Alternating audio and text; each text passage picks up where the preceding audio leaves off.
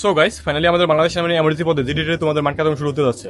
তোমাদের 20 তারিখে তোমাদের একটা মাঠ হবে সেই সাধারণ জিডিতে।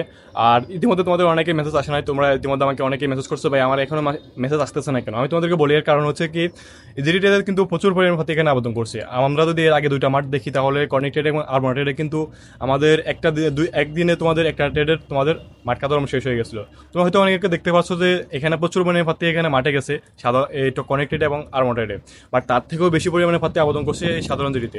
এর কারণে তোমাদের মাঠের এসএমএস হয়তো তোমাদের 2 থেকে 3 দিনের মধ্যে একটু লেট হয়ে তোমাদের মেসেজ মাঠটা কার্যক্রমটা সম্পন্ন হবে, ঠিক আছে। সো আগামীকালকে তোমাদের 20 তারিখে একটা মাঠ সম্পন্ন হচ্ছে সাধারণ জিডিতে, আর পরবর্তী তোমাদের মাঠগুলো সম্পন্ন হবে। সো যারা এখনো টেনশন করতেছে ভাই আমরা এখনো মাঠ পর্যন্ত মাঠে এসএমএস আসে নাই কেন, সো তোমাদের কোনো টেনশন করার কোনো প্রয়োজন নাই। তোমাদের প্রত্যেকে তোমাদের মাঠের এসএমএস যাবে, প্রত্যেকের ফোনে তোমাদের মেসেজ ঢুকবে, তোমরা প্রত্যেকেই এখানে মাঠ করতে পারবে, ঠিক আছে। আরেকটা বিষয়, তোমরা ইতিমধ্যে অনেকে বলছো যে আগে দুইটা আমাদের মাঠ হয়েছিল সাধারণ আরমন্ডাডে এবং কনেক্টেডে, ঠিক আছে। তোমরা ইতিমধ্যে আমাকে সবাই বলছো যে ভাইয়া 5 ফিট 8-এর নিচে যারা ছিল সবাইকে আউট করে দিচ্ছে, বাট 5 ফিট 8-এর উপরে যারা ছিল তাদেরকে শুধুমাত্র মানে মাঠে সিলেক্টেড করছে। তারপরে দৌড়ের মধ্যে আমাদের 2 থেকে 3 জন সিলেক্টেড করছে আর সবাইকে আউট করে দিছে। আমি তো মাঠে প্রথমে তোমাদেরকে একটা টেকনিক তোমাদেরকে বলে দিই, সেটা হচ্ছে কি, তুমি সকাল সকাল তুমি মাঠের গেটে হাজির থাকবে, একদম ফার্স্ট লাইনে ফার্স্ট সিরিয়ালে যেন তুমি যেন মাঠে ঢুকতে পারো সেই চিন্তা ভাবনা তোমাকে করতে হবে, ঠিক আছে।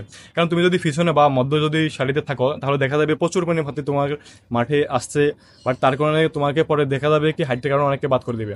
আর তুমি যদি ফার্স্ট লাইনে থাকো তাহলে তোমাকে মানে একদম প্রথম ধাপে তোমাকে মাঠে প্রবেশ করে দেবে, ঠিক আছে, তোমার যদি হাইট যদি একটু কম হয়। আর এরপরে তোমাকে মাঠে ঢোকার পরে তোমাদের হয় দৌড় প্রতিযোগিতা হয়। দৌড় প্রতিযোগিতা হয়তো 2 থেকে 3 জন তোমাকে সিলেক্ট করে থাকে। অবশ্যই এর মধ্যে একটা তোমাকে চেষ্টা করতে হবে 2 থেকে 3 জনের মধ্যে থাকতে হয়, ঠিক আছে।